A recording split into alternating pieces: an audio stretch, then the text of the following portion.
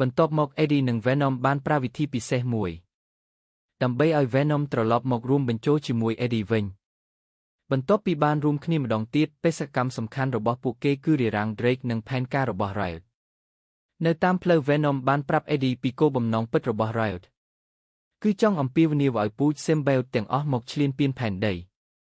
ប៉ុន្តែអ្វីដែលធ្វើឲ្យ Eddie ភ្ញាក់ផ្អើលនោះគឺ Venom និយាយថាគេមិនចង់ត្រឡប់ទៅភពកំណើតវិញទេ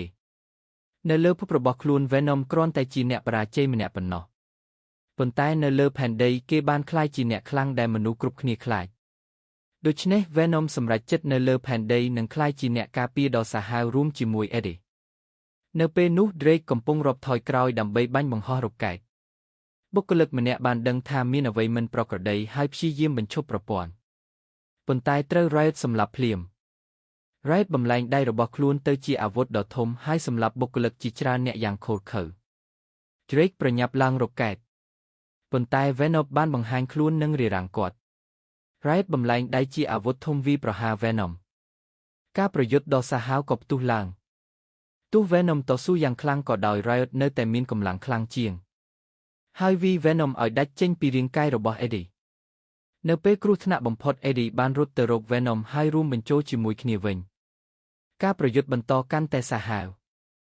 ទោះជាយ៉ាងណា Riot នៅតែមានប្រៀបជាងហើយអាចស្រូបយកទាំង Eddie និង Venom ចូលក្នុងខ្លួនបង្កើតជាសត្វចម្លែកដ៏គួរឲ្យខ្លាចជាងមុន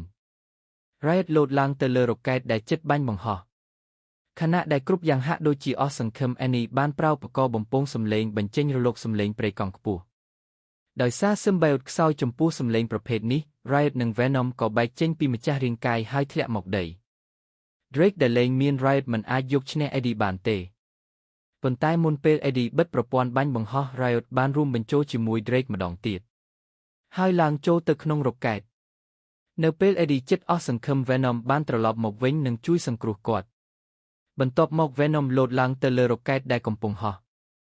ហើយវាយប្រហារធុងប្រេងឥន្ធនៈបណ្ដាលឲ្យមានការផ្ទុះជាបន្តបន្ទាប់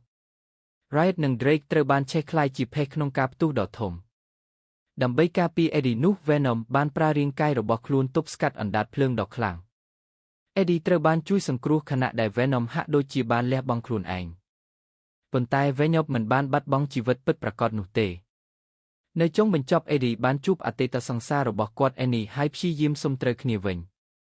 ស្រាប់តែមានសម្លេងធ្លាប់ស្គាល់លាន់ឡើងនៅក្នុងខ្លួនគាត់ Venom នៅរស់ហើយបានត្រឡប់មករួមរស់ជាមួយ Eddie ម្ដងទៀតចាប់ពីពេលនោះ Eddie និង Venom បានក្លាយជាដៃគូពិតប្រាកដថ្ងៃមួយខណៈ Eddie កំពុងដើរទិញអីវ៉ាន់នៅក្នុងផ្សារទំនើបដូចធម្មតាស្រាប់តែមានចោរម្នាក់សម្រុកចូលមកប្លន់ហើយហេតុការណ៍ថ្មីមួយក៏ចាប់ផ្ដើមឡើង